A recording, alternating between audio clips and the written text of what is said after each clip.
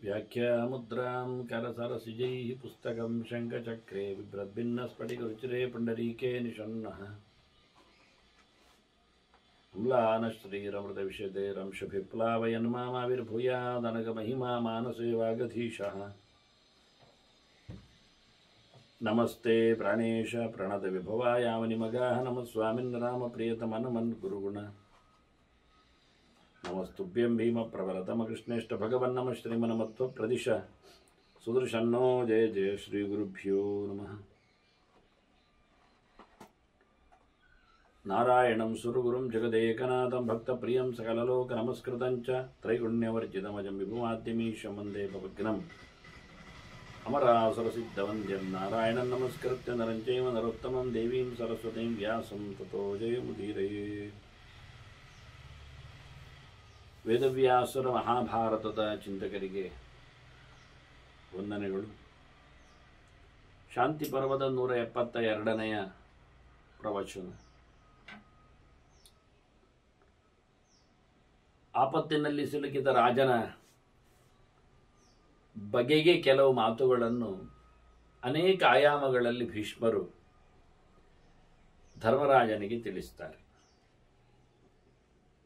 ರಾಜನಿಗೆ ಜನರು ಹೇಗಿರುತ್ತಾರೆ ಕೇಳಿದರೆ ಕೆಲವರೆಲ್ಲ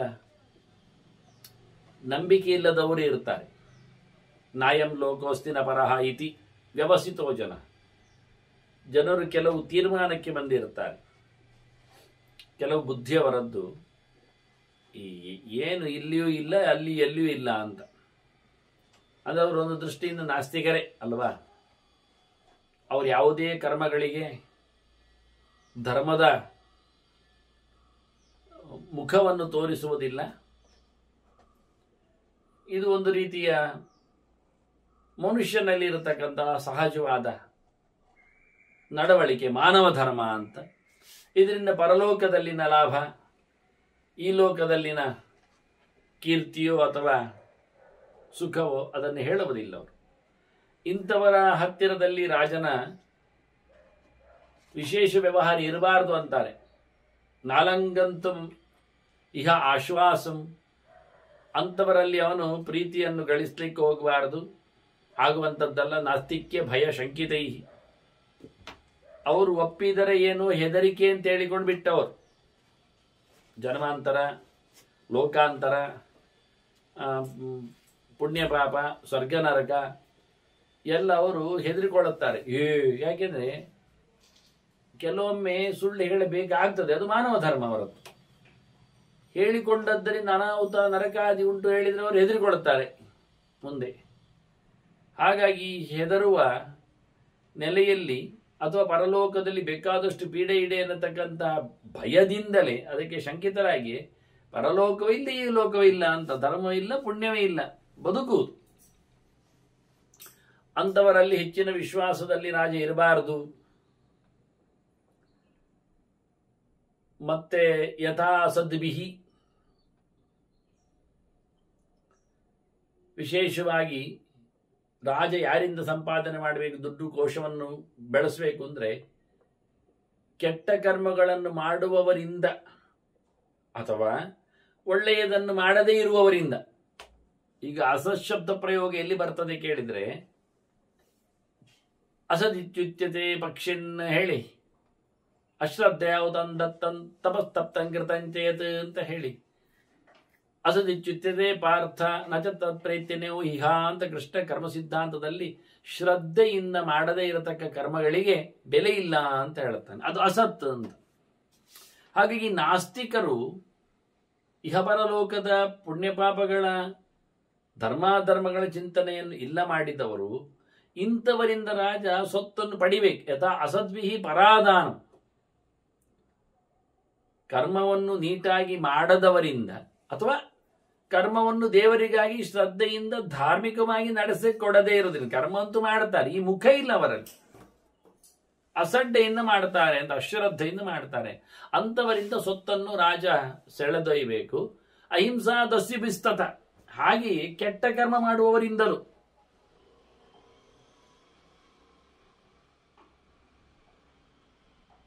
ಕೆಲವು ಕಳ್ಳರು ದರೋಡೆ ಮಾಡುವುದಿಲ್ಲ, ಹಿಂಸೆ ಮಾಡದ ರೀತಿಯಲ್ಲಿ ಕಳ್ಳತನ ಮಾಡುತ್ತಾರೆ. ಇಂಥವರು ಕಳ್ಳರೇ. ಇಂಥವರಿಂದಲೂ ಸಹ ರಾಜ ಸಂಪತ್ತನ್ನು ಸ್ವೀಕರಿಸಬೇಕು.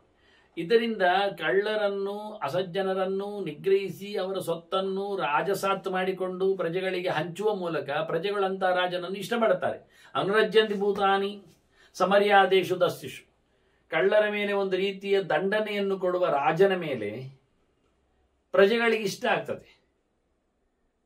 ಉಪದ್ರ ಕೊಡದ, ದರೋಡೆ ಅಂದ್ರೆ ಹಿಂಸೆ ಮಾಡದ, ತಲೆ ಒಡೆಯದೇ ಕಳ್ಳತನ ಮಾಡುವಂಥದ್ದು ಒಂದುಂಟಲ್ಲ, ಕೊಂದು ಅಪಹರಿಸದೆ ಹೆದರಿಸಿ ಅಪಹರಿಸುವವರು, ಇಂಥವರಿಂದಲೂ ಕರ್ಮವನ್ನು ನೀಟಾಗಿ ಮಾಡದೇ ಇರುವವರಿಂದಲೂ ಸಂಪತ್ತನ್ನು ಕಬಳಿಸಿಕೊಂಡ, ಎಗರಿಸಿಕೊಂಡ ರಾಜ ಪ್ರಜೆಗಳಿಗೆ ಹೆಚ್ಚು ಇಷ್ಟ ಆಗ್ತಾನೆ. ಯಾಕೆಂದ್ರೆ ಪ್ರಜೆಗಳಿಗೆ ಅವರ ಸಂಪತ್ತು ವಿನಿಯೋಗಕ್ಕೆ ಸಿಗ್ತದೆ. ಕಷ್ಟಪಟ್ಟು ಜನರು ನಂಬಿ ಕೆಲಸ ಮಾಡುವಾಗ ಇವರೆಲ್ಲ ನಂಬದೆಯೇ ಲೂಟುವ ರೀತಿಯಲ್ಲಿ ನೆಲೆಸಿಕೊಂಡಾಗ ಅಂಥವರ ಮೇಲೆ ಬಗ್ಗು ಬಡಿಯುವಂಥದ್ದು ಪ್ರಜೆಗಳಿಗೂ ಇಷ್ಟವೇ. ಅಂಥವರ ಔದಾರ್ಯಕ್ಕೆ ಅಥವಾ ಅಂಥವರ ಸುಖವಾದಂಥ ಬದುಕಿಗೆ ಪ್ರಜೆಗಳು ಹಲಬುತ್ತಾರೆ. ಅದರಿಂದ ಪ್ರಜೆಗಳಿಗೆ ಅದನ್ನು ವಿನಿಯೋಗಿಸುವ ಮೂಲಕ ರಾಜ ಇಷ್ಟನಾಗ್ತಾನೆ, ಮುಖ್ಯವಾಗಿ ಇಷ್ಟ ಆಗ್ತಾನೆ. ಮತ್ತು ಒಂದು ಮಾತು ವಿಶೇಷವಾಗಿ, ರಾಜರು ಎಂಥವರು ಒಳ್ಳೆಯವರಾಗ್ತಾರೆ, ಹೇಗಿರ್ತದೆ ಕೇಳಿದರೆ, ಯಾರಿಗೆ ಸಹಜವಾದಂತಹ ಮನಸ್ಸು ಇರುವುದಿಲ್ಲ, ಹೋರಾಟದಲ್ಲಿಯೋ ಅಥವಾ ರಾಜನ ಸೇವೆಯಲ್ಲಿಯೋ ಅಂಥವರನ್ನು ನಿರ್ಬಂಧಗೊಳಿಸಬಾರದು. ರಾಜ ಬರಬೇಕು, ಎಳ್ಕೊಂಡು ಹೋಗ್ಬೇಕಲ್ಲ. ಅಯುದ್ಧ ಮನಸಾಂ ಬಂಧ, ಅವರನ್ನು ನಿರ್ಬಂಧಗೊಳಿಸುವುದು, ಅವರನ್ನು ಕೂಡಿ ಹಾಕುವುದು ಅಂಥದ್ದು ಪ್ರಯೋಜನ ಇಲ್ಲ. ದಾರಾಮರ್ಷ ಮತ್ತು ಇತರರ ಇದು ಕಳ್ಳರ ಕೆಲವು ಕೆಲಸಗಳನ್ನು ಹೇಳುವುದು, ಇತರರ ಹೆಂಡತಿಯರನ್ನು ಅಪಹಾರ ಮಾಡುವುದು, ಕೃತಜ್ಞತ ಮಾಡಿದ ಕೆಲಸಕ್ಕೋಸ್ಕರ ಹೆಚ್ಚು ಬೆಲೆ ಕೊಡದೇ ಇರುವುದು, ಗೌರವಿಸದೇ ಇರುವುದು, ಮರೆತು ಬಿಡುವಂಥದ್ದು, ಅಪಕರಿಸುವಂಥದ್ದು ಸಹ. ಅದರೊಟ್ಟಿಗೆ ಬ್ರಹ್ಮವಿತ್ತಸ್ಯ ಜಾದಾನ, ರಾಜನಲ್ಲಿ ಸ್ತ್ರೀಲೋಲುಪತಿ ಇರಬಾರದು. ಅದರೊಟ್ಟಿಗೆ ಉಪಕಾರ ಮಾಡಿದವರ ಮೇಲೆ ಅವನಿಗೆ ತಾತ್ಸಾರವೋ ಅಥವಾ ಮರೆವೋ ಬರಬಾರದು. ಹಾಗೆಯೇ ಜನರನ್ನು ಯುದ್ಧವು ಉನ್ಮುಖರಲ್ಲದವರನ್ನು ನಿರ್ಬಂಧಗೊಳಿಸುವುದೆಲ್ಲ ತಪ್ಪು. ಮತ್ತೆ ಒಳ್ಳೆ ಜ್ಞಾನಿಗಳ ಸಂಪತ್ತನ್ನವ ತೆರಿಗೆ ಮುಖದಲ್ಲಿಯೋ ದಂಡನೆ ನೆಲೆಯಲ್ಲಿಯೋ ಕಬಳಿಸಬಾರದು. ಮುಖ್ಯ ವಿಷಯ ಏನು ಕೇಳಿದ್ರೆ ನಿಶ್ಶೇಷ ಹರಣಂತತ. ಒಬ್ಬನ ವ್ಯಕ್ತಿ ನಿಶ್ಶೇಷ ಕರ್ಣ, ಒಬ್ಬನನ್ನು ಅನ್ಯಾಯ ಮಾಡಿದವನೇ ಇರಲಿ ಅಂಥವನಲ್ಲಿ ಪೂರ್ಣ ಇಲ್ಲ ಮಾಡುವಂಥದ್ದು ಮಾಡಬಾರದು. ಇದು ಒಂದು ರೀತಿಯ ದಂಡನೆ, ಸರ್ವಸ್ವಾಪಹಾರ ಅಂತ. ಅವನನ್ನು ಗಡಿ ಆಚೆ ದೂಡಿ ಬಿಡುವಂಥದ್ದು. ಈಗ ವಾಲಿ ಸುಗ್ರೀವನಿಗೆ ಮಾಡಿದ ಹಾಗೆ ಅವನ ಸರ್ವಸ್ವವನ್ನು ಅಪಹಾರ ಮಾಡಿಕೊಂಡ, ಕಾಲಿ ಸುಗ್ರೀವನನ್ನು ಮಾತ್ರ ಬಿಟ್ಟ. ಇದರಿಂದ ವಾಲಿ ಸತ್ತ. ಅವನನ್ನೊಂದು ಒಂದಿಷ್ಟು ಏನೋ ಒಂದು ಹಾಕಿ ಇನ್ನೀಚೆ ಬರೋದೇ ಬೇಡ ನೀನು ಅಂತ ಹೇಳಿಕೊಂಡು ಅವನ ಪಾಡಿಗೆ ಅವನನ್ನು ಬಿಟ್ಟಿದ್ರು ಅವನು ವಿರೋಧಿಸ್ತಿರ್ಲಿಲ್ಲ. ಅವನನ್ನು ಸಂಪೂರ್ಣ ಕೊಂದು ಕಳಿಸಿದ್ರು ವಿರೋಧ ಆಗ್ತಿರ್ಲಿಲ್ಲ. ಅವನೊಬ್ಬನನ್ನು ಬಿಟ್ಟಿದ್ದಕ್ಕೆ ವಾಲಿಗೇನಾಯಿತು, ಕೊನೆಯ ಕಾಲವಂತು. ಹಾಗೆ ಇಲ್ಲಿ ಹೇಳ್ತಾನೆ, ನಿಶ್ಶೇಷ ಕರಣ ಎನ್ನುವುದು ಏನೂ ಇಲ್ಲದಂತೆ ಸೊನ್ನೆಯಾಗಿಸುವ ಒಬ್ಬನನ್ನು ಪೂರಾ ಬೋಳಿಸುವಂಥದ್ದು, ತಪ್ಪುಗಾರನಾಗಲಿ ದೇಶದ್ರೋಹಿ ಆಗಲಿ ಅವನನ್ನು ಸೊನ್ನೆ ಮಾಡುವಂಥದ್ದು ಬೇಡ ಅಂತ. ಯಾಕೆಂದ್ರೆ ಕೊನೆಗೆ ಅದು ಉತ್ತರ ಕೊಡ್ತಾರೆ ಭೀಷ್ಮರು. ಅದರಂತೆ ಸ್ತ್ರೀಯಾಮೋಹ ಪತಿಸ್ಥಾನ, ಹೆಣ್ಣನ್ನು ಮೋಹಗೊಳಿಸುವುದು, ಹೆಣ್ಣಿಗೆ ದಾರಿಗೆ ಅಡ್ಡ ಬರುವುದು, ಅವಳನ್ನು ವಿರೋಧಿಸುವಂಥದ್ದು, ಇದು ಸಾಧುಷ್ವೇವ ವಿಕರೇನು. ಇದು ಒಳ್ಳೆಯವರ ವಿಷಯದಲ್ಲಿ ಖಂಡಿತವಾಗಿ ಒಳ್ಳೆಯ ನಡತೆ ಅಲ್ಲ. ವಾಸ್ತವವಾಗಿ ಸದೋಷೇವ ಬೋಧಿದಸ್ಯು ಏತಾನಿ ವರ್ಜೆ. ಈ ನಮೂನೆ ಮಾಡಿದ ಅನ್ಯಾಯಗಳನ್ನು ಕಳ್ಳ ಅಂತಲೇ ಅರ್ಥ ಆಗ್ತಾನೆ, ಅವನು ವಿರೋಧಿ ಅಂತ ಅನಿಸ್ತಾನೆ. ಅಂಥವನನ್ನು ಖಂಡಿತವಾಗಿಯೂ ವಿರೋಧಿಸಬೇಕು. ಈ ಕೆಟ್ಟ ಕೆಲಸಗಳನ್ನು ನಿಲ್ಲಿಸುವಂತೆ ಆಗಬೇಕು. ಅಭಿಸಂಧತತೆ ಯೇಚ ವಿನಾಶಾಯಾಸ್ಯ ಭಾರತ ಸಶೇಷಮೇವೋಪಲಭ್ಯ ಕುರುವಂತೀತಿ ವಿನಿಶ್ಚಯ. ರಾಜನ ನಾಶಕ್ಕಾಗಿಯೇ ಒಬ್ಬ ಬೇಕಾದ್ರೆ ಪ್ರಯತ್ನಿಸಲಿ, ಅದಕ್ಕೋಸ್ಕರ ವಿನಿಯೋಗ ಮಾಡಿಕೊಳ್ಳಿ, ವ್ಯವಸ್ಥೆ ಮಾಡಿಕೊಳ್ಳಿ. ಅಂಥವನನ್ನು ಸಹ ಪರಿಪೂರ್ಣವಾಗಿ, ನಾನಾಗಲೇ ಹೇಳಿದೆ ದೇಶದ್ರೋಹ, ಅಂಥವನನ್ನು ಸಹ ನಿಶ್ಶೇಷಕರಣ ಮಾಡಬಾರ್ದು, ಪೂರ ಇಲ್ಲ ಅಂತ ಸೊನ್ನೆ ಮಾಡಬಾರ್ದು. ಅವನು ಒಂದೊಮ್ಮೆ ಬಿಡುವುದಾಗಿದ್ದರೆ ಅವನ ಆಸ್ತಿಪಾಸ್ತಿಗಳ ಜೊತೆಯಲ್ಲಿ ಅವನನ್ನು ಬಿಡಬೇಕು. ವಾಲಿಯಂತೆ ಸುಗ್ರೀವನ ಮಡದಿಯನ್ನೂ ಇಟ್ಟುಕೊಂಡು ಅವನ ಮನೆಯನ್ನು ಸಹ ಅವನಿಗೆ, ಸಂಪತ್ತನ್ನು ಸಹ ಅವನಿಗೆ ಕೊಡದೆ ಲೂಟಿ ಮಾಡಿಕೊಂಡು ಆ ರೀತಿಯಾಗಿ ಮಾಡಬಾರದು. ಹಾಗೆ ಮಾಡಿದರೆ ತಸ್ಮಾ ಸಶೇಷಂ ಕರ್ತವ್ಯಂ ಸ್ವಾಧೀನಮಪಿ ದಸ್ಯುಭಿ. ಕಳ್ಳರು ಪೂರ ಇವನಿಗೆ ವಶ ಆದರೂ, ಅವರ ಸ್ವಂತ ಎಲ್ಲ ಪೂರ ಇವನ ಕೈಯಲ್ಲಿ ಸಿಕ್ಕಿದ್ರು ಅವರಿಗೆ ಸಂಪತ್ತನ್ನು ಕೊಟ್ಟು ಹಿಂದೆ ಕಳಿಸಬೇಕು. ಕದ್ದದ್ದು ಮಾಲು ಕೊಡುವುದು ಬೇಡ. ಈಗೇನಾಗುತ್ತೆ, ಕಳ್ಳರನ್ನು ಹಿಡಿದು ಕದ್ದ ಮಾಲಿನ ಜೊತೆಯಲ್ಲಿ ಅವನ ಇದ್ದ ಮಾಲನ್ನು ನುಂಗಿ ಹಾಕ್ತಾನೆ ಮತ್ತು ಅವನನ್ನು ಗುಲಾಮನನ್ನಾಗಿಸಿ ಕೆಲಸಕ್ಕೋಸಿ ತೊಡಗಿಸಿ ಬಿಡುತ್ತಾನೆ. ಹಾಗೆ ಮಾಡೋದು ಬೇಡ. ಕಳ್ಳನಿಗೆ ದಂಡನೆ ಹಾಕು, ಕದ್ದ ಮಾಲನ್ನು ಪಡೆದು ಅವನ ಮಾಲೀಕನಿಗೆ ತಲುಪಿಸು ಮತ್ತು ಅವನನ್ನು ಬಿಟ್ಟುಕೊಡು ಅಂತಾರೆ. ಎಷ್ಟು ಗಟ್ಟಿಮುಟ್ಟ ಅರಸನೇ ಆಗಿದ್ದು. ಸಬಲಸ್ಥೋಹಂ ಅಸ್ಮೀತಿ ನಶಂಸಾನಿ ನ ಸಮಾಜ. ನಾನು ಭಾರಿ ಜೋರಿದ್ದೇನೆ, ರಾಜ ಗಟ್ಟಿಗನಿದ್ದೇನೆ, ನಾನು ಹೇಳಿಕೊಂಡು ಅವನಿಗೆ ಕಂಡಬಟ್ಟೆ ಕಠೋರವಾದ ಶಿಕ್ಷೆಯಲ್ಲಿ ಅವನು ಭಯಂಕರ ಕ್ರೂರನಾಗಿರಬಾರದು ರಾಜ. ಒಂದು ಒಳ್ಳೆ ಕಾರಣ ಹೇಳುತ್ತಾರೆ ಭೀಷ್ಮರು. ಸಶೇಷಕಾರಿಣಸ್ತಾತ ಶೇಷಂ ಪಶ್ಯಂತಿ ಸರ್ವಶಃ.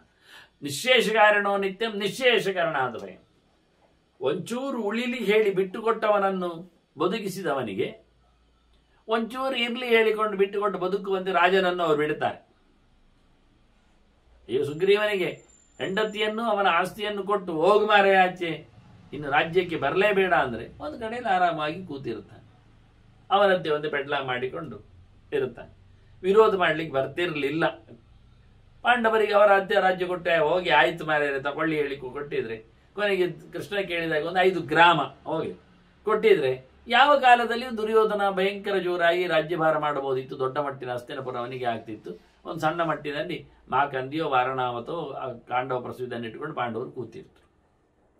ಆದ್ರೆ ನೀವು ಸಶೇಷಕಾರಿಗಳನ್ನಾಗಿಸಿಕೊಂಡ್ರೆ, ಅಂದ್ರೆ ಏನಾದ್ರೂ ಉಳಿದವರು ಅಂತ ಉಳಿಸಿಕೊಂಡ್ರೆ ನೀವು ಉಳಿತೀರಿ. ನೀವು ನಿಶೇಷಕಾರಿಗಳಾದ್ರೆ ನಿಶೇಷಕಾರಿ ಆಗ್ತೀರಿ. ನೀವು ಪಾಂಡವರದ್ದು ಇಲ್ಲ ಪೂರ ಸೊನ್ನೆ ಮಾಡ್ಲಿಕ್ಕೆ ಹೋದ್ರಿಯಾ, ನೀವು ಸೊನ್ನೆ ಆದ್ರಿ. ನೋಡಿ, ಇದು ಭೀಷ್ಮರ ಗೆರೆ ಬಹಳ ಚೆನ್ನಾಗಿದೆ. ವಾಲಿಯನ್ನು ಏನಿಲ್ಲ ಮಾಡಿ ದಬ್ಬಿದ್ನಲ್ಲ ತೊಳೆದು, ಆದ್ರಿಂದ ಸುಗ್ರೀವನನ್ನು ಆದ್ರಿಂದ ವಾಲಿ ಸಂಪೂರ್ಣ ನಾಶ ಆದ. ಇಲ್ಲ ಅಂದ್ರೆ ವಾಲಿಯು ಬದುಕ್ತಿದ್ದ, ಸುಗ್ರೀವನು ಬದುಕ್ತಿದ್ದ. ಹೀಗೆ ಮನುಷ್ಯ ಈ ಅವನ ಶಿಕ್ಷೆಯ ವ್ಯವಸ್ಥೆಯಲ್ಲಿ, ದಂಡನೆಯ ಕಥೆಯಲ್ಲಿ ಎಲ್ಲವನ್ನೂ ಕಬಳಿಸುವುದು, ಪಡೆಯುವುದು ಎನ್ನುವುದೊಂದು ಬಗ್ಗೆ ಇದ್ರೂ ಅದನ್ನು ಮಾಡುವುದು ಬೇಡ ಅಂತ ಭೀಷ್ಮ ಹೇಳ್ತಾನೆ. ಅಷ್ಟು ಜೋರಾದ ನಿಷ್ಠುರತೆ, ಕ್ರೂರವಾದಂತಹ ಶಾಸನ ರಾಜನದ್ದು ಇರಬಾರದು. ಮಾಡಿದರೆ ಯಾರನ್ನಾದ್ರೂ ಕಂಪ್ಲೀಟ್ ಇಲ್ಲ ಮಾಡಿ ಕಳಿಸಿದರೆ ಅವನಿಂದ ಕಂಡಾಬಟ್ಟಿ ಇವನಿಗೆ ಹೆದರಿಕೆ ಉಂಟು ಅಂತ ಅರ್ಥ. ಅದಕ್ಕೆ ನಾನು 2 ದೃಷ್ಟಾಂತ ಕೊಟ್ಟೆ, ಇಲ್ಲಿನದ್ದು ರಾಮಾಯಣದ್ದು ಒಂದು, ಮಹಾಭಾರತದ್ದೊಂದು. ಇದರಿಂದ ನಾವು ಖಂಡಿತವಾಗಿ ಹೆದರಿಕೊಳ್ಳುತ್ತೇವೆ, ಸೋಲನ್ನು ಅನುಭವಿಸ್ತೇವೆ. ಇದನ್ನು ಉಲ್ಲೇಖ ಮಾಡ್ತಾನೆ. ಇದಕ್ಕೆ ಕೆಲವು ಕಾಮಂದರ ಋಷಿಯ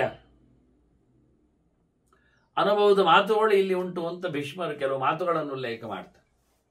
ರಾಜನಿಗೆ ಪ್ರತ್ಯಕ್ಷಾವೇವ ಧರ್ಮಾರ್ಥೋ ಕ್ಷತ್ರಿಯಸ್ಯ ವಿಜಾನತ. ತಲೆ ಖರ್ಚು ಮಾಡಿಕೊಂಡು ಯೋಚನೆ ಮಾಡಿಕೊಂಡವನಿಗೆ ಧರ್ಮ ಮತ್ತು ಅರ್ಥ ಇದು 2 ಪ್ರತ್ಯಕ್ಷಕ್ಕೆ ಅನುಭವಕ್ಕೆ ಬರುವಂಥದ್ದು. ಪ್ರತ್ಯಕ್ಷಾವೇವ ಧರ್ಮಾರ್ಥ.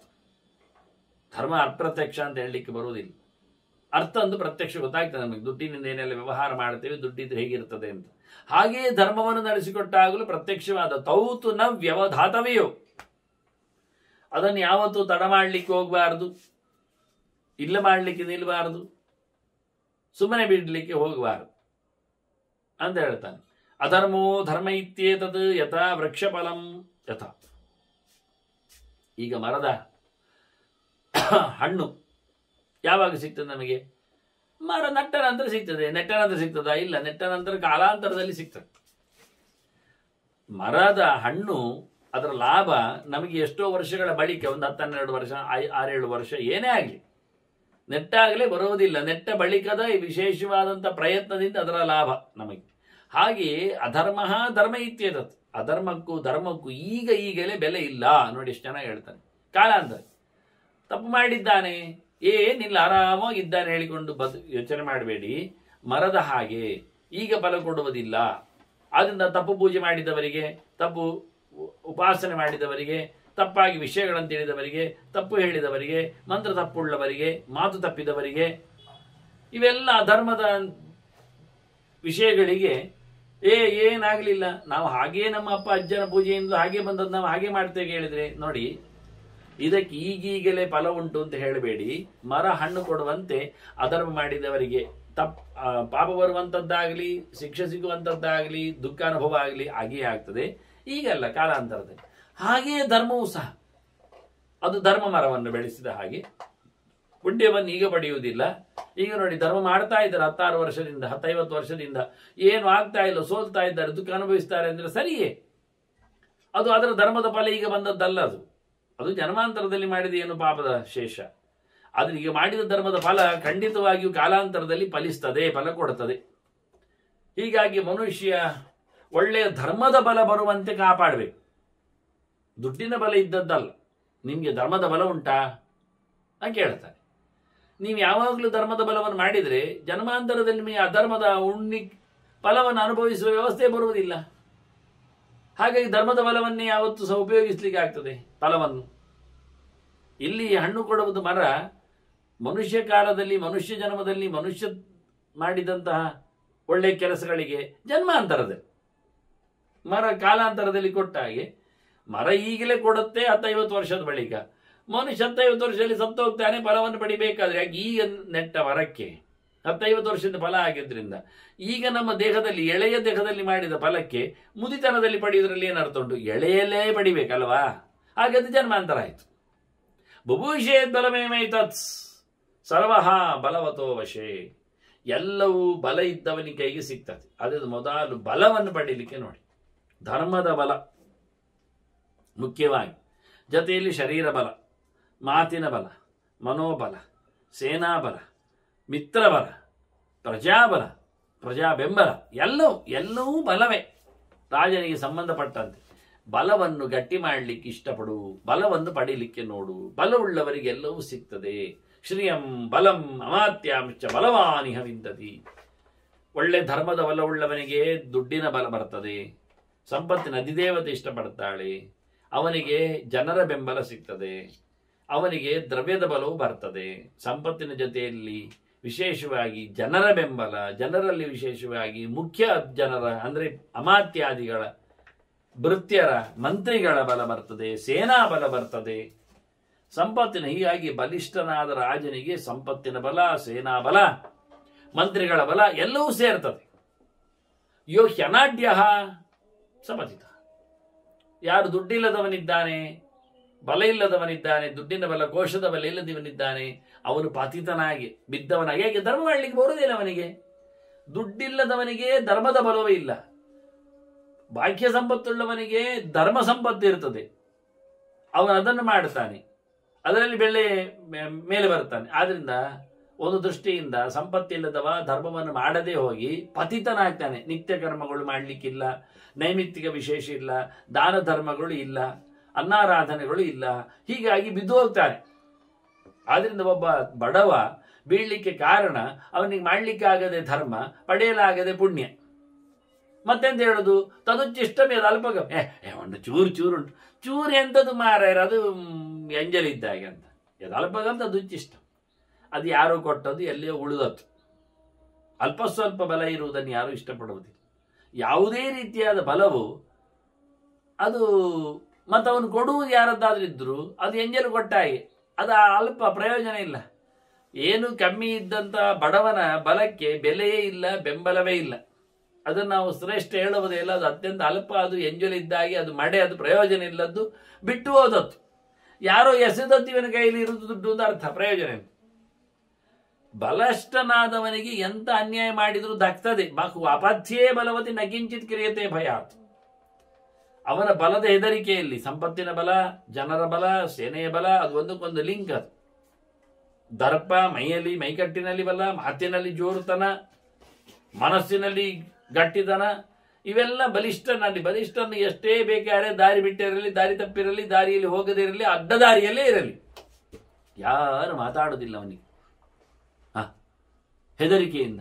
ಯಾಕೆ? ಅವನಲ್ಲಿ ಬಲ ಉಂಟು.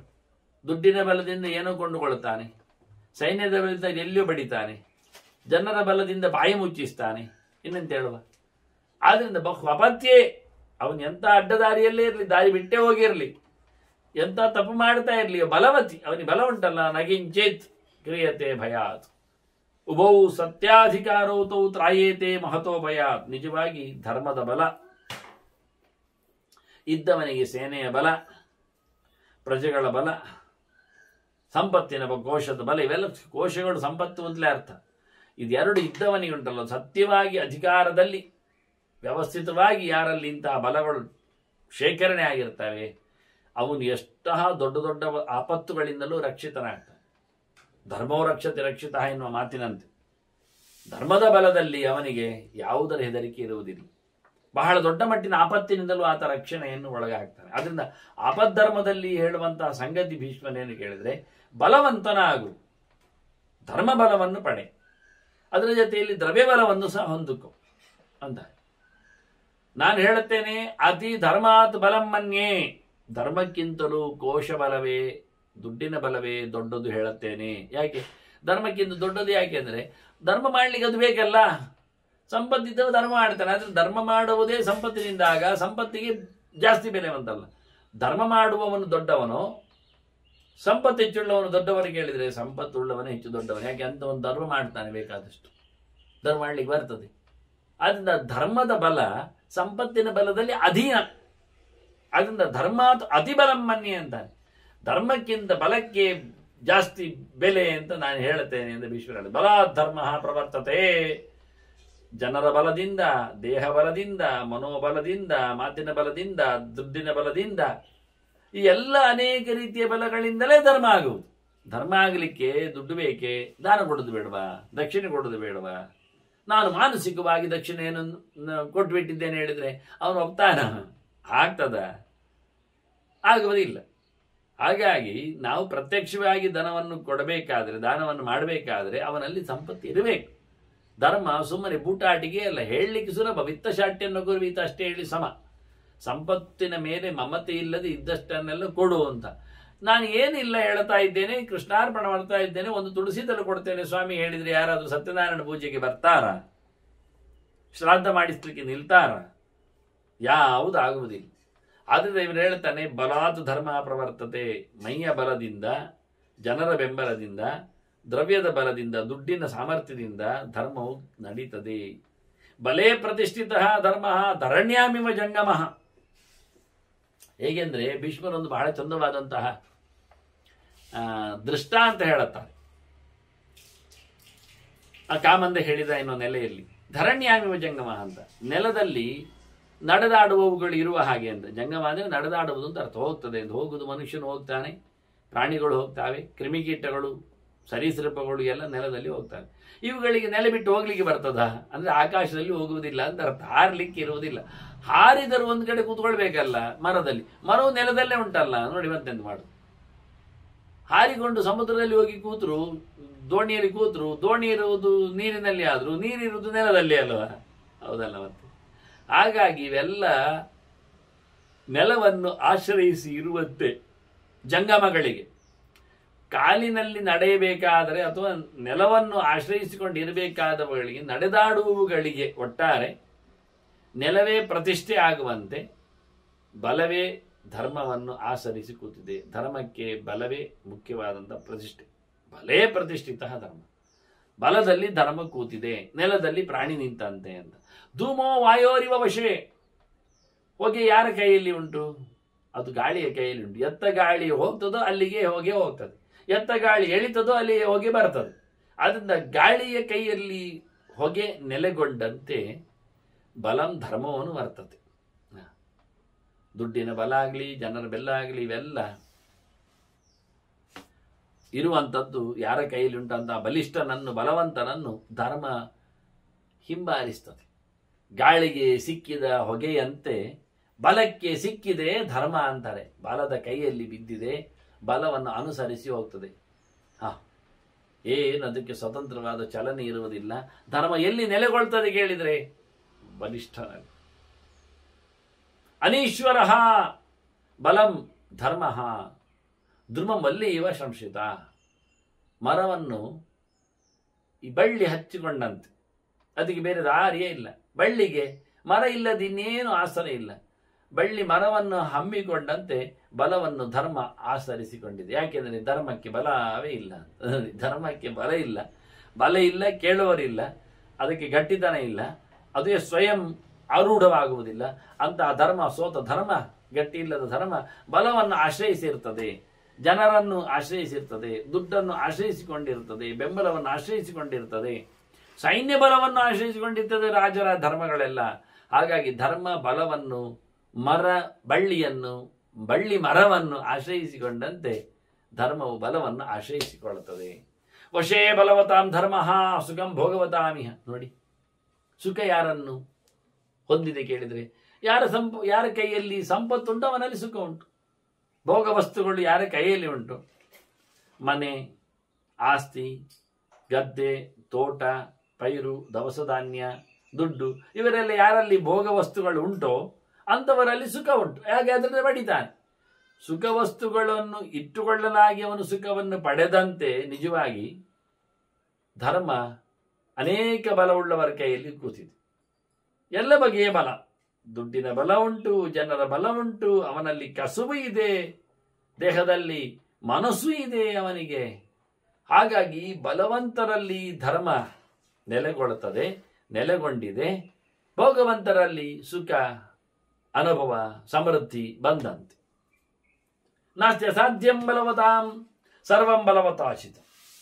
ಬಲಿಷ್ಠರಿಂದ ಪಡೆಯಲಾಗದ ಸೊತ್ತು ಉಂಟ ಇಲ್ಲ ಅಂತಾರೆ. ನಾಸ್ತ್ಯ ಸಾಧ್ಯ, ಆಗದೇ ಇರುವ ಸಂಗತಿಯೇ ಇಲ್ಲ. ಕೋಶಬಲ ಹೊಂದಿದ್ರೆ ರಾಜ ಏನನ್ನೂ ಸಾಧಿಸಬಹುದು.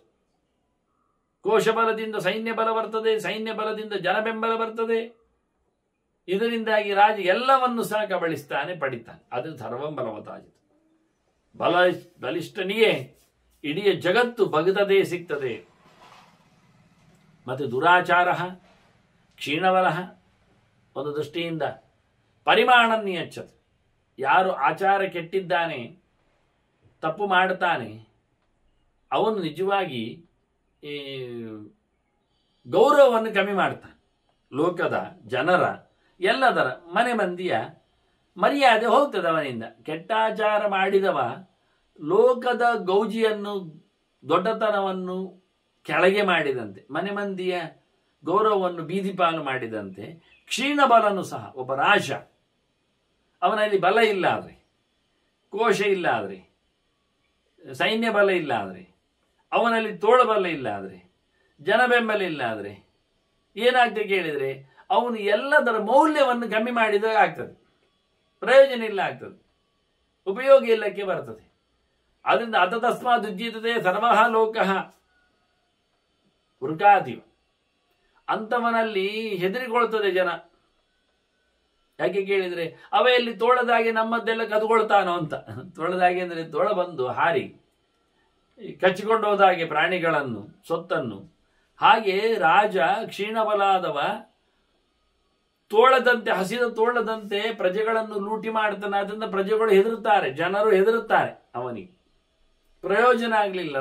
ಲೋಕವನ್ನು ಕೆಟ್ಟ ನಡತೆಯವನು ಹಾಗೆ, ಕೆಟ್ಟ ನಡತೆಯವನು ಲೋಕದಲ್ಲಿ ಕೆಟ್ಟ ಆಚರಣೆಗಳನ್ನು ತರುವ ಮೂಲಕ ಅವರನ್ನು ಬೇಸ್ತುಗೊಳಿಸ್ತಾನೆ. ಸಂಪತ್ತಿಲ್ಲದವನು ಪ್ರಜೆಗಳನ್ನು ಲೂಟಿ ಮಾಡುವ ಮೂಲಕ ಅವರನ್ನು ಹಾಳು ಮಾಡಿಬಿಡ್ತಾನೆ. ಆದ್ದರಿಂದ ಈ ರೀತಿಯಾಗಿ ಒಬ್ಬ ವ್ಯಕ್ತಿ ಲೋಕದ ಗೌರವವನ್ನು ಕಮ್ಮಿಯಾಗುವಂತೆ ದುರ್ಬಲನಾಗಬಾರದು. ರಾಜ ಹೀಗೆ ಜನರಿಂದ ಒಂದೊಮ್ಮೆ ತಮಾಷೆಗೆ ಒಳಪಟ್ಟರೆ, ನಿಂದೆಗೆ ಒಳಗಾದರೆ, ಅಬದ್ವಸ್ತಃ ಹಿ ಅವಮತಃ ದುಃಖಂ ಜೀವತಿ ಜೀವಿತ. ದುರ್ಬಲನಾದ ರಾಜನನ್ನು ಜನರು ಕಡೆಗಣಿಸ್ತಾರೆ, ಸೈನ್ಯ ಮರೆತು ಬಿಡುತ್ತದೆ, ಮಂತ್ರಿಗಳು ಇತರರ ಪಕ್ಷಕ್ಕೆ ಹೋಗ್ತಾರೆ. ಇದರಿಂದ ಏನಾಗ್ತದೆ ಕೇಳಿದರೆ, ಅವಮಾನಿತನಾದ ರಾಜ ಹೊರಗೆ ಹಾಕಲ್ಪಟ್ಟವನಾಗಿ, ದೂರಕ್ಕೆ ಎಸೆದಲ್ಪಟ್ಟವನಾಗಿ, ಪರಿತ್ಯಕ್ತನಾಗಿ ತುಂಬ ಕಷ್ಟದ ಬದುಕನ್ನು ನಡೆಸ್ತಾನಲ್ಲ ಅಂತ ಕೇಳಬೇಡಿ. ಜೀವಿತಂ ಯದ್ ಅಧಿಕ್ಷಿಪ್ತಂ, ಮತ್ತೊಬ್ಬರು ಬೈದ, ನಿಂದೆಗೆ ಒಳಗಾದ, ಆಕ್ಷೇಪಕ್ಕೆ ಮಾಡಿದ ಈ ಬದುಕುಂಟಲ್ಲ, ಅದು ಬದುಕಲ್ಲ. ಅದು ಮತ್ತೆ ಯಥೈವ ಮರಣಂತದ, ಅದು ಸಾವೇ, ಸತ್ತಂತೆ ಆಗ್ತದೆ ಅವನಿಗೆ. ನೋವು ಅವನಿಗೆ ಹಾಗಾಗ್ತದೆ. ಸಾಯುವಾಗ ನೋವು ಬರ್ತದೆ, ಮತ್ತೆ ಇರುವುದಿಲ್ಲ. ಆದರೆ ಇವನಿಗೆ ಹಾಗಲ್ಲ, ಸತ್ತ ನೋವು ನಿರಂತರವಾಗಿ ಇರ್ತದೆ. ದುರ್ಬಲನಾದ ರಾಜನಲ್ಲಿ ಬಲಹೀನನಾದ ರಾಜನನ್ನು ಜನ ಅಧಿಕ್ಷೇಪಕ್ಕೆ ಅವನಿಗೆ ಏನೇ ಹೇಳಲಿಕ್ಕೆ ಬೈತಾರೆ, ಇಷ್ಟಪಡ್ತಾರೆ ನೋಡಿ ಅವನದ್ದು. ಅದನ್ನು ಹೇಳ್ತಾರೆ ಅವರು, ಯದೇನ ಮಾಹು, ಜನರು ಹೀಗೆ ಹೇಳ್ತಾರೆ, ಏನು ಪಾಪೇನ ಚಾರಿತ್ರ್ಯ ವಿವಕ್ಷಿತಾಂ, ನಮ್ಮ ಮಾತಿಗೆ ಬೀಳಲಿಕ್ಕೆ ಕಾರಣ ಇವ ಮಾಡಿದ್ದು ಕೆಟ್ಟತನ ಅಂತ ಹೇಳ್ತಾರೆ. ನಾವೇನು ಹೇಳಬೇಕು ಅಂತ ಹೊರಟೆವು, ಅದಕ್ಕೆ ಇವನೊಂದು ಪಾತ್ರನಾಗ್ತಾನಲ್ಲ. ಅದು ಯಾಕೆ ಕೇಳಿದರೆ, ಇವನು ಮಾಡಿರತಕ್ಕಂಥ ಕೆಟ್ಟ ನಡತೆಯಿಂದ. ಹೇಸಿ ಅದನ್ನು ಮೊದಲು ಹೇಳಿದವರು, ಆಚಾರಮೇವ ಗರೀಯೋ ಹಿ ಆಚಾರ ಪರಮೋ ಧರ್ಮ ಅಂತ ಹೇಳಿ, ಎಲ್ಲಕ್ಕಿಂತ ಮಿಗಿಲಾದದ್ದು ಒಳ್ಳೆಯ ನಡತೆ ಅಂತ. ಕೆಟ್ಟ ನಡತೆಯಿಂದಾಗಿ ದುರ್ಬಲನಾಗಿದ್ದಾನೆ, ಸಂಪತ್ತನ್ನು ಕಳ್ಕೊಂಡಿದ್ದಾನೆ, ಬೆಂಬಲ ಇಲ್ಲದಾಗಿದೆ ಅವನಿಗೆ, ಮನಸ್ಸಿನಲ್ಲಿ ಬಲ ಇಲ್ಲ, ಕೈಯಲ್ಲಿ ಬಲ ಇಲ್ಲ, ಮೈಯಲ್ಲಿ ಬಲ ಇಲ್ಲ, ದುರ್ಬಲನೆನಿಸಿದ್ದಾನೆ. ಹೀಗಾಗಿ ಅವನು ಮಾಡಿರತಕ್ಕಂಥ ಕೆಟ್ಟ ಕೆಲಸಗಳಿಂದಾಗಿ ಜನರು ಅವನನ್ನು ಉಗಿತಾರೆ, ಹೇಳ್ತಾರೆ, ಕೆಟ್ಟ ಕೆಲಸದಿಂದ ಹಾಳಾದವ ಇವ ಅಂತ ಹೇಳ್ತಾರೆ. ಸುಭೃಶಂ ತಪ್ಯತೆ ತೇನ, ತುಂಬ ನೋವಾಗ್ತದೆ ಅವನಿಗೆ ಜನರ ಮಾತಿನಿಂದ. ಈ ನಮೂನೆಯಾದಂತಹ ಜನರು ಅವನನ್ನು ಒಂದು ದೃಷ್ಟಿಯಿಂದ ಅವಮಾನ ಮಾಡಿತ್ತು. ಪರೀಕ್ಷತಃ ವಾಕ್ಶಲ್ಯೇನ, ರಾಜನಿಗೆ ಪೆಟ್ಟು ಮಾತಿನ ಕಣೆ, ಬಹಳ ಜೋರಾದಂತಹ ಈ ಮಾತು ಹೇಳಿ, ಎಂಥದ ಇವನ ಕೆಟ್ಟ ನಡತೆಯಿಂದ ಹಾಳಾಗಿ ಹೋದದ್ದಲ್ಲ ಇವ ಅಂತ ಹೇಳಿಕೊಂಡು ರಾಜನನ್ನವರು ಮಾತಿನಿಂದ ತಿವಿತಾರೆ. ಇದರಿಂದ ಗಾಯ ಆಗ್ತದೆ ಅವನಿಗೆ, ಬಾಣ ಬಿಡಬೇಕಾಗಿಲ್ಲ ಅವನಿಗೆ, ಇದೇ ಗಾಯ ಆಗ್ತದೆ. ಆದ್ರಿಂದ ಮುಖ್ಯವಾಗಿ ಹೇಳಿದ್ದದಕ್ಕೋಸ್ಕರವೇ ಹಿಂದಿನವರು ಹೇಳಿದ್ದು, ರಾಜ ಚೆನ್ನಾಗಿರಬೇಕು. ಅತ್ರೈತದಾಹುರಾಚಾರ್ಯಾ ಪಾಪಸ್ಯ ಪರಿಮೋಕ್ಷಣೆ ತ್ರೈಮಿದ್ಯಾಮುಪಾಸೀತ ತಥಾ ಉಪಾಸೀತ ವೈ ದ್ವಿಜಾನ್. ಕೆಟ್ಟ ನಡತೆಯಿಂದ, ದುರಾಚಾರದಿಂದ, ಅನ್ಯಾಯಗಳಿಂದ, ಹಿಂಸೆಗಳಿಂದ, ಸುಳ್ಳಿನಿಂದ ಎಲ್ಲ ದೂರ ಆಗಲಿಕ್ಕೆ, ರಾಜ ಪ್ರಬಲನಾಗಲಿಕ್ಕೆ, ಬಲಿಷ್ಠನಾಗಲಿಕ್ಕೆ, ಒಳ್ಳೆಯವನಾಗಲಿಕ್ಕೆ ತಿಳಿದವರು ಕೊಟ್ಟಿದ್ದಾರೆ. ಅವು ಮಾಡಿದ ತಪ್ಪಿನ ಪರಿಮಾರ್ಜನೆಗೆ ದಾರಿಯನ್ನು ಹೇಳಿದ್ದಾನೆ. ಅಡ್ಡದಾರಿ ಹಿಡಿಯದಂತೆ, ಮಾಡಿದ ತಪ್ಪನ್ನು ಬಿಟ್ಟುಕೊಡುವಂತೆ ಮಾಡಲಿಕ್ಕೆ ಅವನಲ್ಲಿ ಎರಡು ದಾರಿಯನ್ನು ತೋರಿಸಿದ್ದಾರೆ. ಎರಡು ಒಂದೇ, ಎರಡು ಬಗೆಯಲ್ಲಿ. ಏನು ಕೇಳಿದರೆ, ಒಂದು ತ್ರೈಮಿದ್ಯಾಉಪಾಸೀತ, ವೇದವನ್ನು ಮೊದಲು ಅವನು ಅಧ್ಯಯನ ಮಾಡಬೇಕು.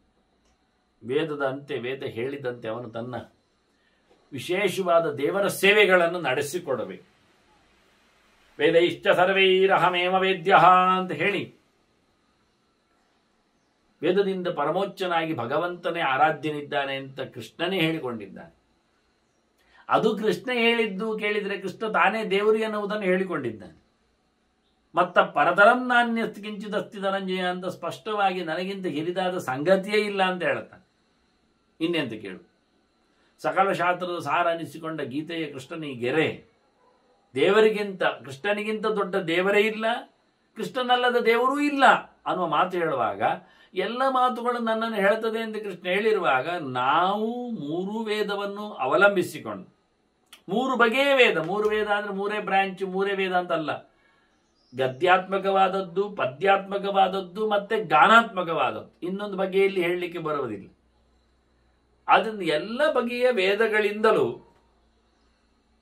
ಮುಖ್ಯವಾಗಿ ನಮಗೆ ಮೂರು ವೇದಗಳಿಂದ ಉಪಾಸನೆ ಮಾಡಲಿಕ್ಕೆ ಸಿಗುವಂಥದ್ದು ಮೂರು ವೇದದ ಪ್ರತಿನಿಧಿಕವಾದಂತಹ ಪ್ರಣವ, ಸಾಮದ ಪ್ರತಿನಿಧಿಯಾಗಿ ಬಂದದ್ದು, ವ್ಯಾಹೃತಿ ಯಜುರ್ವೇದ ಪ್ರತಿನಿಧಿಯಾಗಿ ನಿಂತದ್ದು, ಗಾಯತ್ರಿ 24 ಬ್ರಾಂಚ್ಗಳುಳ್ಳ ಋಗ್ವೇದದ ಪ್ರತಿನಿಧಿಯಾಗಿ ಬಂದದ್ದು. ಆದ್ರಿಂದ ತ್ರೈಮಿದ್ಯಾಉಪಾಸೀತ ಅಂದ್ರೆ ಜಪ ಮಾಡಿ ಅಂತ ಹೇಳಿದ್ದಿಲ್ಲಿ ವೇದವ್ಯಾಸ. ಅತ್ರೈತದಾಹುರ ಆಚಾರ್ಯ, ಆಚರಣೆಯಲ್ಲಿ ನೆಲೆಗೊಂಡಿರತಕ್ಕಂಥ ವಿಚಾರಶೀಲರಾಗಿರತಕ್ಕಂಥ ಶಾಸ್ತ್ರ ವೇತ್ರಗಳು ಹೇಳಿದ ದಾರಿ ಏನು ಕೇಳಿದ್ರೆ, ಪಾಪವನ್ನು ನಿವೃತ್ತಿ ಮಾಡಿಕೊಳ್ಳಲಿಕ್ಕೆ ಜಪ ಮಾಡಿ, ಗಾಯತ್ರಿ ಜಪ ಮಾಡಿ, ಸೂರ್ಯಮಂಡಲ ಮಧ್ಯವರ್ತಿಯಾದ ನಾರಾಯಣನನ್ನು, ಕೃಷ್ಣನನ್ನು ಉಪಾಸನೆ ಮಾಡ್ತ, ಚತುರ್ಭುಜನಾದ ಕೃಷ್ಣನನ್ನು ಅವನೇ ಹೇಳ್ತಾನೆ. ಸರ್ವೇಶ್ವೇತೇಷು ದಿಷ್ಣೇಶು ಶಂಖಚಕ್ರ ಗದಾಂಬುಜೈ ಯುಕ್ತಂ ಚತುರ್ಭುಜಂ ಶಾಂತಂ ಧ್ಯಾಯನ್ನರ್ಚೇತ ಮಾಂ. ನನ್ನನ್ನು ಚೆನ್ನಾಗಿ ತಿಳ್ಕೊಂಡು ಉಪಾಸನೆ ಮಾಡಿ, ಅರ್ಚಯಿತು, ಉಪಾಸನೆ ಮಾಡುವ ಮೂಲಕ 4 ಕೈಯಲ್ಲಿ ನಾನಿದ್ದೇನೆ ಈ ಎಲ್ಲ ಸ್ಥಾನಗಳಲ್ಲಿ ಅಂತ ಸೂರ್ಯಸ್ಥಾನವನ್ನು ಮೊದಲು ಹೇಳುತ್ತ, ಸೂರ್ಯೋಗ್ನಿ ಹೇಳಿಕೊಂಡು ಬಹಳ ಚೆಂದಾಗಿ ಉದ್ಧವನಿಗೆ ಹೇಳಿದ ಕೃಷ್ಣನ ಮಾತದು. ಇಲ್ಲಿ ಭೀಷ್ಮರು ಬಹಳ ಚೆನ್ನಾಗಿ ಇಲ್ಲೇ ಹೇಳ್ತಾ ಇದ್ದಾರೆ. ಇನ್ನು ಉದ್ಧವನ್ ಹೇಳಬೇಕಷ್ಟೇ. ಕೃಷ್ಣ ಹೇಳೋ ಮುಂಚೆ ವೇದವ್ಯಾಸರ ಈ ನುಡಿಯಲ್ಲಿ ಭೀಷ್ಮರ ಮಾತಿನಲ್ಲಿ ಅದು ಬಂದಿದೆ. ತ್ರಯಂ ವಿದ್ಯಾ ಉಪಾಸೀತ, ಗಾಯತ್ರಿ ಜಪವನ್ನು 3 ಸತಿ ಮಾಡಿ 3 ಹೊತ್ತು ಮಾಡಿ ಸೂರ್ಯಮಂಡಲ ಮಧ್ಯವರ್ತಿಯಾದ ನಾರಾಯಣನನ್ನು 3 ವೇದದಿಂದ ಚಿಂತನೆಗೈರಿ 3 ವೇದವನ್ನು ಸಾಧ್ಯವಾದಷ್ಟು ಆ 3 ವೇದಗಳದ್ದೇ ವಿಸ್ತಾರವಾದದ್ದು 3 ಮುಖಗಳು. ಒಂದು ಪಂಚರಾತ್ರಗಳು ಋಗ್ವೇದಕ್ಕೆ ಸಂಬಂಧಪಟ್ಟಂತೆ ಹೇಳುವುದಾದ್ರೆ, ಅಥವಾ ರಾಮಾಯಣ ಋಗ್ವೇದಕ್ಕೆ ಸಂಬಂಧಪಟ್ಟಂತೆ ಹೇಳುವುದಾದ್ರೆ, ಯಜುರ್ವೇದಕ್ಕೆ ಸಂಬಂಧಪಟ್ಟಂತೆ ಹೇಳುವುದಾದ್ರೆ ಮಹಾಭಾರತ ಬಹಳ ದೊಡ್ಡ ಮಟ್ಟಿನ ರಾಜಸೂಯಾದಿ ಅಧ್ವರಗಳಿದ್ದದ್ದು. ಸಾಮಕ್ಕೆ ಸಂಬಂಧಪಟ್ಟಂತೆ ಪಂಚರಾತ್ರಗಳು, ಸಂಹಿತೆಗಳು, ಭಗವಂತನ ಉಪದೇಶಾತ್ಮಕವಾಗಿ ಬಂದವುಗಳು. ಹೀಗೆ 3 ಟೆಸ್ಟ್ಗಳು 3 ಜನರಿಂದ ಬಂದಿವೆ. ಮೂಲ ರಾಮಾಯಣ ಏಕರಿವಿನಿಂದ ಅಂತ ಆದರೆ ಅದು ಇರಲೇಬೇಕಾದ್ರೆ, ಪಂಚರಾತ್ರ ನಾರಾಯಣನಿಂದ ಆಗಿಬಿಟ್ರೆ, ಮತ್ತು ಇಲ್ಲಿ ಮಹಾಭಾರತ ವೇದವ್ಯಾಸರಿಂದ ಆಗಿಬಿಟ್ರೆ, ಭಗವಂತನಿಂದ ರಚಿತವಾಗಿರತಕ್ಕಂಥ 3 ವೇದಗಳ ವಿಸ್ತಾರ ಚಿಂತನೆಗಳು, 3 ವೇದಗಳನ್ನು ನೋಡಬೇಕಾದಂತಹ ಮೂಲ ವಸ್ತುಗಳು. ಇತಿಹಾಸ ಪುರಾಣಾಭ್ಯವೇದಂ ಸಮಬ್ರಹ್ಮಯೇತು ಅಂತ. ಇತಿಹಾಸ ಅಂದರೆ ಭಾರತ ಪಂಚರಾತ್ರಂಜ ಮೂಲ ರಾಮಾಯಣ ಅಂತದ ಇತಿಹಾಸ ಇದು ಪ್ರೋಕ್ತ ಅಂತ. ಆ ಲೆಕ್ಕದಲ್ಲಿ ಇಲ್ಲಿ 2 ಕನ್ನಡಕ ಅಲ್ಲ, ಅಂದರೆ ಕಣ್ಣಿಗೆ 2 4 ಕನ್ನಡಕಗಳು, ಮೇಲಕ್ಕೆ ಕೆಳಕ್ಕೆ ಅಂತ, ಸರಿಯಾಗಿ ನೋಡಲಿಕ್ಕೆ ಅಂತ. ಹಾಗಾಗಿ 3 ವೇದಗಳನ್ನು ಅಧ್ಯಯನ ಮಾಡಲಿಕ್ಕೆ 4 ಕನ್ನಡಕಗಳಿಂದ ಚಿಂತನೆಯನ್ನು ನಡೆಸಲಿಕ್ಕೆ. ಇದು 4 3 ಅಂತಲೇ ಅರ್ಥ, 3 4 ಅಂತಲೇ ಅರ್ಥ. ಹೀಗಾಗಿ ತ್ರೈವಿದ್ಯಾ ಉಪಾಸೀತ, ಮತ್ತೆ ತಥೋಪಾಸೀತ ವೈದ್ಯುಜಾನ್, ಅದನ್ನು ಉಪಾಸನೆ ಮಾಡಿದವರನ್ನು ಉಪಾಸನೆ ಮಾಡುವಂತಾರೆ. ಇದು 2ನೇ ಶಕ್ತಿ. ಅಥೈತದಪ್ಯ ಶಕ್ತೋಸಿ ಎಂದು ಕೃಷ್ಣ ಹೇಳಿದ ಹಾಗೆ, ಉಪಾಸನೆ ಗಟ್ಟಿಲ್ಲ ಅಂತಾದರೆ ಉಪಾಸನೆ ಮಾಡಿದವರನ್ನು ಗಟ್ಟಿ ಇಡಿ, ಇಷ್ಟೇ. ಜಪ ಮಾಡಿದವರನ್ನು ಮಾತಾಡಿಸು, ವೇದ ಬಲ್ಲವರನ್ನು ಚಿಂತನೆಗೆ ಮಾಡಿಕೋ, ಗುರುಗಳನ್ನಾಗಿಸಿಕೋ, ಮುಗಿಯಿತು. ಹಾಗಾಗಿ ವೈದ್ಯುಜಾನ್ ಅಂತಾನೆ. ಯಾರು ಭಗವಂತನ ಪ್ರತಿಗಳನ್ನು ಉಪಾಸನೆ ಮಾಡತಕ್ಕಂಥ ಯೋಗ್ಯತೆಯನ್ನು ಸಂಸ್ಕಾರವನ್ನು ಪಡೆದಿದ್ದಾರೋ ಅವರನ್ನಾದರೂ ಇಡಿ. ಪಾಪದಿಂದ ನಿವೃತ್ತಿ ಆಗಲಿಕ್ಕೆ ಬಹಳ ಸುಂದರವಾದಂತಹ 2 ದಾರಿಗಳು, 2 ಅಲ್ಲ, ಅದಕ್ಕೆ ಒಂದೇ ಹೇಳಿದೆ, ಆದರೆ 2 ದಾರಿಗಳಂತೆ ಕಾಣ್ತವೆ. ನೇರವಾಗಿ ದೇವರ ಉಪಾಸನೆ, ಅಲ್ಲದಿದ್ದರೆ ಉಪಾಸನೆ ಮಾಡಿದವರ ಉಪಾಸನೆ. ದೇವರನ್ನು ಮಾತಾಡಿಸುವುದು, ದೇವರನ್ನು ಕಂಡವರನ್ನು ಮಾತಾಡಿಸುವುದು. ದೇವರು ಸಿಗದೇ ಇದ್ದಾಗ ಸಿಗುವ ವಿರಳ ಸಂದರ್ಭದ ಹಿಂದೆ ಹೇಳಿದ್ದಲ್ಲ, ಹರೇರಿವ ಪದಂ ಅಂತ. ದುಃಖಂ ಪಡಿಲಿಕ್ಕೆ ಆಗ್ತಾ ಇಲ್ಲ, ಭಗವಂತನ ದಾರಿ ಕಷ್ಟ ಇದೆ. ಹಾಗಾಗಿ ಏನು ಮಾಡುವ? ಭಗವಂತನ ಹಿಡಿದವರ ದಾರಿ ಹಿಡಿಯುವ. ದೇವರನ್ನು ಕಾಣುವುದು ಕಷ್ಟ ಸಾಧ್ಯ ಆದರೆ, ಕಾಣಬೇಕು ಅಂತಿದ್ರೆ ಕಂಡವರನ್ನು ಮಾತಾಡಿಸು. ನಿನಗೆ ಕಂಡವರನ್ನಲ್ಲ, ದೇವರನ್ನು ಕಂಡವರ ಮಾತು ಕೇಳಿ ಏನು ಪ್ರಯೋಜನ ಆಗುವುದಿಲ್ಲ. ದೇವರನ್ನು ಕಂಡವರನ್ನು ಮಾತಾಡಿಸುವಿ. ಅಂದ್ರೆ ಯಾರು ಮತ್ತೆ ಭಗವಂತನೆಡೆಗೆ ಚಿಂತನೆಗೋಸ್ಕರ ನಡೆಸಿಕೊಂಡು ಬಂದಿದ್ದಾರೋ ಅವರನ್ನು ಮಾತಾಡಿಸು, ಶಾಸ್ತ್ರವನ್ನು ಮಾತಾಡಿಸು, ಶಾಸ್ತ್ರಿಗಳನ್ನು ಮಾತಾಡಿಸು. 2 ವಿಷಯ, ದೇವರನ್ನು ಕೇಳು, ದೇವರನ್ನು ಕಂಡವರನ್ನು ಕೇಳು. ಈ 2 ಮಾರ್ಗದಿಂದ ನಿನ್ನ ಪಾಪದ ನಿವೃತ್ತಿ ಆಗಲಿಕ್ಕೆ ಸಾಧ್ಯ ಉಂಟು ಅನ್ನುವ ಮೂಲಕ ವಿಶೇಷವಾಗಿ ಭೀಷ್ಮರು ಧರ್ಮರಾಜನಿಗೆ ಆಪದ್ಧರ್ಮದಲ್ಲಿನ, ಇದು ಧರ್ಮರಾಜನಿಗೆ ಹೇಳಿದ್ದು ಅಂತಲ್ಲ, ಆದರೂ ಆಪದ್ಧರ್ಮಗಳ ಸೊಲ್ಲುಗಳೆಲ್ಲ ನಮಗೆ ಅನ್ವಯ ಆಗ್ತದೆ. ಮುಖ್ಯವಾಗಿ ಬಲ ಅಂದರೆ ಆತ್ಮಬಲವೂ ಬಲವೇ ಅಲ್ವಾ? ಕೇವಲ ಕೋಶ ಬಲ, ದ್ರವ್ಯ ಬಲ, ರಾಜನಿಗೆ ಬೆಂಬಲ ಅಂತ ಹೇಳೋದಕ್ಕಿಂತ ನಮಗೆ ನಮ್ಮ ಆತ್ಮಬಲದ ಮೇಲೆ ಮನಸ್ಸೇ ಪ್ರಧಾನವಾಗಿರ್ತದೆ. ಜೀವನಿಗೆ ಈ ದೇಹವೇ ಬಲಿಷ್ಠವಾದದ್ದು, ದೇಹದ ಬಲ ಜೊತೆಯಲ್ಲೇ ಧರ್ಮದ ಧಾರಣೆ. ಆದ್ದರಿಂದ ಆ ಧರ್ಮವನ್ನು ನಡೆಸಿಕೊಳ್ಳುವಲ್ಲಿ ಮುಖ್ಯವಾದದ್ದೇ ಉಪಾಸನೆ. ಉಪಾಸನೆಯನ್ನು 3 ವೇದದಲ್ಲಿ ಹೇಳುವ ಮೂಲಕ ಭಗವಂತ ಸರ್ವವೇದ ಪ್ರತಿಪಾದ್ಯ ಅನ್ನುವ ನೆಲೆಯಲ್ಲಿ, ವೇದೇ ರಾಮಾಯಣೇ ಚೈವ ಪುರಾಣೇ ಭಾರತೆ ತಥಾ ಅಂತ ವೇದವು 3 ಮುಖವಾಗಿದೆ, ರಾಮಾಯಣ, ಭಾರತ, ಪುರಾಣ ಅಂತ. ಹಾಗಾಗಿ ತ್ರೈವಿದ್ಯೆ ಇದು ನಮ್ಮನ್ನು ಮುಖ್ಯವಾಗಿ ಮೋಕ್ಷದೆಡೆಗೆ ಸಾಗಿಸುವಂಥದ್ದು. ಅಂತಹ ಯಾ ವಿದ್ಯಾ ಸಾ ವಿಮುಕ್ತಯೇ ಅಂತ ಹೇಳಿ ಬಿಡುಗಡೆಯ ಕೊಡುವುದೇ ವಿದ್ಯೆ ಆಗ್ತದೆ. ಅಂತಹ ವಿದ್ಯೆಯನ್ನೇ ಭಗವಂತನ ಅರಿವನ್ನು ಕೊಡತಕ್ಕಂತಹ ಮಾತಿನ ರಾಶಿಯನ್ನೇ ಉಪಾಸನೆ ಮಾಡುವಂತೆ ಹೇಳ್ತಾರೆ. ಆ ನೆಲೆಯಲ್ಲಿ ದೇವರೆಡೆಗೆ ಅಂದರೆ ದ್ವಿಜತ್ವ ಬರುವುದು, ಸಂಸ್ಕಾರ ಆಗುವಂಥದ್ದು ಗಾಯತ್ರಿಯ ಉಪದೇಶದಿಂದ. ಅದು ಉಪದೇಶಕ್ಕಾಗಿ, ವೇದ ಸ್ವೀಕಾರಕ್ಕಾಗಿ. ಅದರಿಂದ ವೇದ ಧರ್ಮದ ಸ್ವೀಕಾರದಲ್ಲಿ ಅಥವಾ ಸ್ವೀಕೃತಿಯಿಂದ ಸಂಸ್ಕಾರದ ವಿಶೇಷದಲ್ಲಿ ನೆಲೆಗೊಂಡವರನ್ನು ಉಪಾಸನೆ ಮಾಡುವುದರಲ್ಲಿ ಅರ್ಥ ಉಂಟು ಹೇಳಿ ಮುಖ್ಯವಾಗಿ ಭೀಷ್ಮರು ಹೇಳಿದ್ದು ಪಾಪಸ್ಯ ಪರಿಮೋಕ್ಷಣೆ ಅತ್ರೈತದಾಹುರ ಆಚಾರ್ಯ ತ್ರಯೀಂ ವಿದ್ಯಾಮುಪಾಸೀತ ತಥಾ ಉಪಾಸೀತ ವೈ ದ್ವಿಜಾನ್. ದೇವರನ್ನು ಮಾತಾಡಿಸಿದಂತೆ ದೇವರ ಭೃತ್ಯರನ್ನು ಸಹ ಉಪಾಸನೆಯನ್ನು ಗೈಯಬೇಕು. ಅವರ ಹತ್ತಿರದಲ್ಲಿ ಉಪಆಸ ಅಂದರೆ, ಉಪಾಸನೆ ಅಂದರೆ ಏನು ಗೊತ್ತಾಗುವುದಿಲ್ಲ. ಆಸನ ಅಂದರೆ ಇರುವುದು ಅಂತ ಅರ್ಥ. ಆಸ ಇರುವುದು, ಇದ್ದಾನೆ, ಆಸ್ತೆ ಆಸ್ತೆ ಆಸನೆ. ಹಾಗಾಗಿ ಉಪ ಅಂದರೆ ಸಮೀಪ ಅಂತ ಅರ್ಥ. ಸಮೀಪದಲ್ಲಿ ಇರುವುದು. ಯಾರ ಸಮೀಪದಲ್ಲಿ? ಒಂದು ಹೊತ್ತಗೆಯ ಸಮೀಪದಲ್ಲಿ, ವೇದದ ಸಮೀಪದಲ್ಲಿ. ಬಿಟ್ಟರೆ ವೇದವನ್ನು ತಿಳಿದವರ ಸಮೀಪದಲ್ಲಿ, ಗುರುಗಳ ಸಮೀಪದಲ್ಲಿ. ಇದು ಎರಡರಿಂದ ಮುಖ್ಯ ಏನು ಕೇಳಿದರೆ ದೇವರ ಸಮೀಪದಲ್ಲಿ ಇರಲಿಕ್ಕೆ ಆಗ್ತದೆ. ಆಗ ಅಧರ್ಮ, ಅನ್ಯಾಯ, ತಪ್ಪುಗಳು ಬದಿ ಹೋಗ್ತವೆ, ಪುಣ್ಯಕರ್ಮಗಳು ಹತ್ತಿರ ಆಗ್ತವೆ, ಧರ್ಮಕರ್ಮಗಳು ಹತ್ತಿರ ಬರ್ತವೆ. ಅದರಿಂದ ಉಪ ಅಂದರೆ ಎತ್ತರದ ಆಸನೆ, ಎತ್ತರದ ಉಪಾಸನೆ, ಎತ್ತರದ ಆರಾಧನೆ. ಎತ್ತರದಲ್ಲಿ ಇರೋದು ಯಾರು? ಉಪರಿ ಯಾರು ಕೇಳಿದ್ರೆ ಭಗವಂತ, ಊರ್ಧ್ವ ಮೂಲಃ ಅಂತ. ಆದ್ರಿಂದ ಭಗವಂತನನ್ನು ವೇದದಿಂದ ನೋಡು, ಅತ್ಯಂತ ಎತ್ತರದ ದೇವರನ್ನು ನೋಡು. ಭಗವಂತನನ್ನು ನೋಡುವ ಹಾಗೆ ಭಗವಂತನ ತಿಳಿದವರನ್ನು ಸಹ ಅಷ್ಟೇ ದೊಡ್ಡ ಮಟ್ಟಿನಲ್ಲಿ ನೋಡು. ಮತ್ತೆ ಎಲ್ಲಿ ನೋಡ್ಲಿಕ್ಕೆ ಅಂದ್ರೆ, ಉಪ ಅಂದ್ರೆ ಸಮೀಪೆಯಲ್ಲಿ, ಜೀವನ ಸಮೀಪದಲ್ಲಿ ದೇವರನ್ನು ನೋಡ್ಲಿಕ್ಕೆ.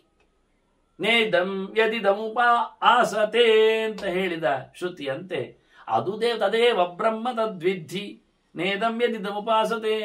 ಇದಲ್ಲ ಮಾರಾಯ ದೇವರು, ಮತ್ತೆ ಇದು ದೇವರು ಎಲ್ಲಿ ಇಲ್ಲಿದ್ದಾನೆ ಅಂತ. ಉಪ ಆಸತೆ, ನಿನ್ನ ಹತ್ತಿರದಲ್ಲಿ ಯಾರಿದ್ದಾನೋ ಅವನು ದೇವರು. ಜೀವನಿಗೆ ಅತ್ಯಂತ ಹತ್ತಿರದಲ್ಲಿ ಇರೋದು ಯಾವುದು ಕೇಳಿದರೆ ದೇವರೇ, ಮತ್ತಾರೂ ಅಲ್ಲ. ಮತ್ತೆಲ್ಲ ದೂರದಲ್ಲಿದ್ದಾರೆ. ಕಣ್ಣಿನ ದೇವತೆ ದೂರ ಇದ್ದಾನೆ, ಹೃದಯ ಮಂಟಪದಲ್ಲಿ ಜೀವನ ಹತ್ತಿರದಲ್ಲಿ ಇರತಕ್ಕಂಥ ಬಿಂಬರೂಪನಾದ ಭಗವಂತ ಪ್ರತಿಬಿಂಬನಿಗೆ ಭಾರಿ ಹತ್ತಿರ ಇದ್ದಾನೆ. ಹಾಗಾಗಿ ಉಪಾಸನೆಯ ಶಬ್ದ ಹೇಳಿದ ಉಪಾಸೀತ ಅಂತ ಹೇಳಿ ಹೊರಟದ್ದು ಹತ್ತಿರದ, ಎತ್ತರದ, ಅನಂತರ ಅಷ್ಟೇ ಆತ್ಮೀಯವಾದಂತಹ ಸಂಗತಿ ಎನ್ನುವ ನೆಲೆಯಲ್ಲಿ ಭಗವಂತನ ಚಿಂತನೆ. ಉಪ ಅಂತ ಉಪರಿಭವನನ್ನು, ಎತ್ತರದಲ್ಲಿರುವವನನ್ನು, ಉತ್ಕೃಷ್ಟನಾದವನನ್ನು ಇಲ್ಲಿ ಉಪಾಸನೆಗೆ ಹೇಳುತ್ತಾರೆ.